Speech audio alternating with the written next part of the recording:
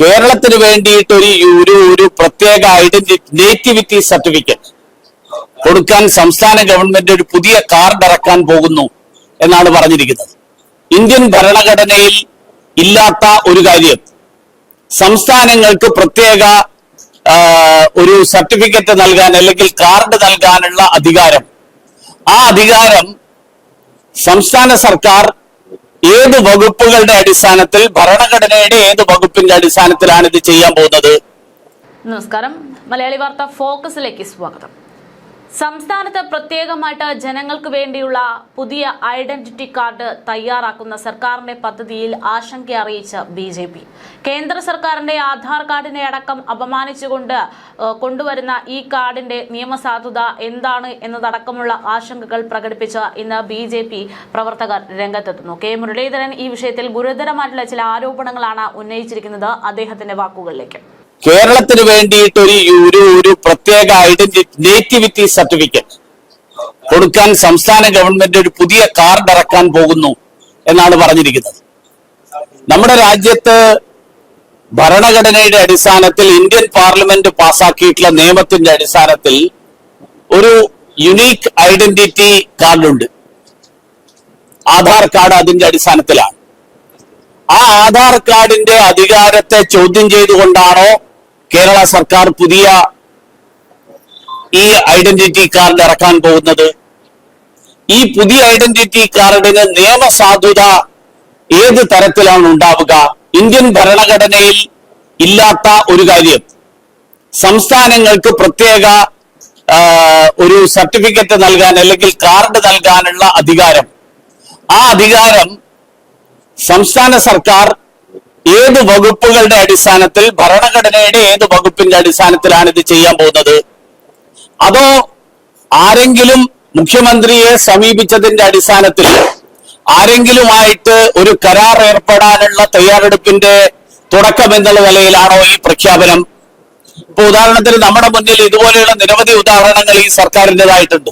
ഇപ്പൊ silver line എന്ന് പറഞ്ഞ് നാട് മുഴുവൻ മഞ്ഞക്കുറ്റി സ്ഥാപിച്ച് ഏതാണ്ട് 75 കോടി രൂപ ചെലവിട്ടു. ഇപ്പൊ ആ മഞ്ഞക്കുറ്റിയൊക്കെ പിഴുതെടുക്കാൻ വേണ്ടിയിട്ട് കുറെ പണം ചെലവിടാൻ പോകുന്നു എന്നാണ് ഞാൻ മനസ്സിലാക്കുന്നത്. ഇതൊന്നും പിണറായി വിജയന്റെ തറവാട്ടെന്ന് കൊണ്ടുവരുന്ന പണമല്ല. ഇതൊക്കെ ഈ നാട്ടിലെ സാധാരണ നികുതിദായകൻ, ആ നികുതിദായകൻ നൽകുന്ന നികുതി പണത്തിൽ നിന്നാണ് ഈ പണം മുഴുവൻ ചെലവാക്കാൻ പോകുന്നത്.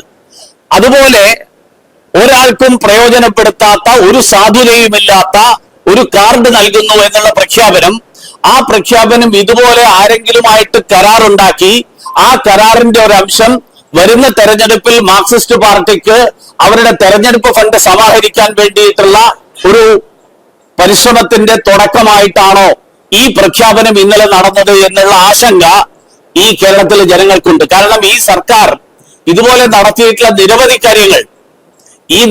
കാര്യങ്ങൾ നികുതിദായകന്റെ പണം നഷ്ടപ്പെടുത്തുന്ന തീരുമാനങ്ങൾ, നികുതിദായകന്റെ കീശ കാലിയാക്കുന്ന തീരുമാനങ്ങൾ, ആ തീരുമാനങ്ങൾ എടുത്തിട്ടുള്ള ഒരു സർക്കാരാണ്.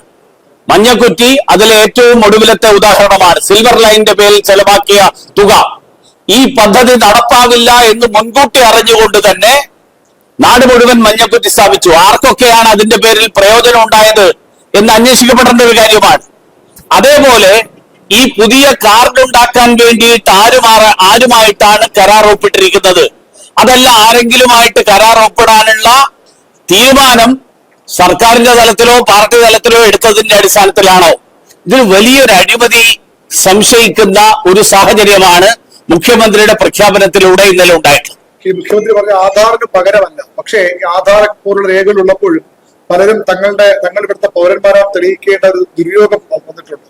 അത് മറികടക്കാനാണ് എന്നാണ്. അതിനെന്ത് നിയമസാധുതയുണ്ട്?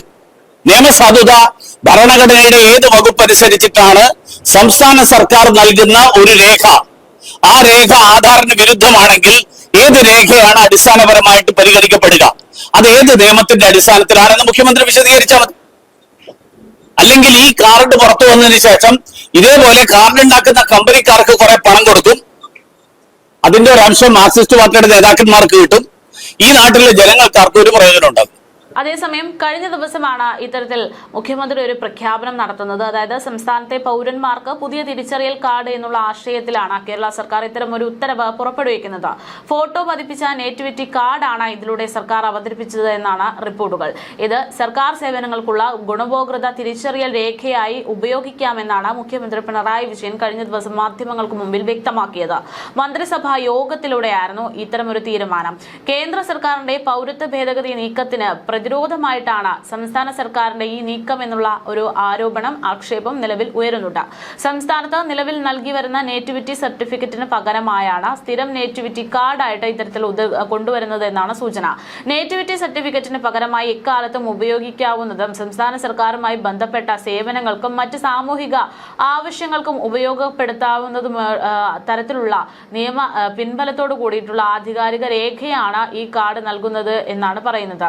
ഒരു സംസ്ഥാനത്ത് വ്യക്തിയുടെ ജനനവും ദീർഘകാല താമസവും തെളിയിക്കുന്ന രേഖയായിട്ടും നേറ്റിവിറ്റി സർട്ടിഫിക്കറ്റിനെ പറയാറുണ്ട്. എന്നാൽ അത് നിയമപ്രാബല്യമുള്ള രേഖയായിരുന്നില്ല.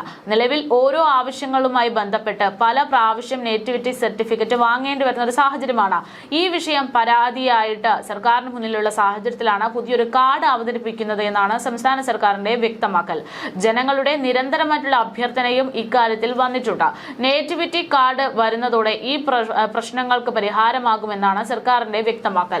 ഒരാൾ താൻ ഈ നാട്ടിൽ ജനിച്ച് ജീവിക്കുന്നയാളാണോ എന്ന്, സ്ഥിര താമസക്കാരനാണോ എന്നതൊക്കെ കൂടെ തന്നെ തെളിയിക്കാൻ പ്രാപ്തമാകുന്ന തരത്തിലായിരിക്കും ഈ കാർഡ് എന്നും സർക്കാർ പറയുന്നു. ഒരാളും പുറന്തള്ളപ്പെടുന്ന അവസ്ഥയിലേക്ക് വരാതിരിക്കാനാണ് ഇത്തരം ഒരു കാർഡിലൂടെ ഉദ്ദേശിക്കുന്നതെന്നും ഇതിനായി ആധികാരികവും നിയമ പിൻബലവുമുള്ള രേഖയായിട്ട് നേറ്റിവിറ്റി കാർഡ് സർക്കാർ ആവിഷ്കരിക്കുന്നു എന്നും പിണറായി സർക്കാർ വ്യക്തമാക്കി.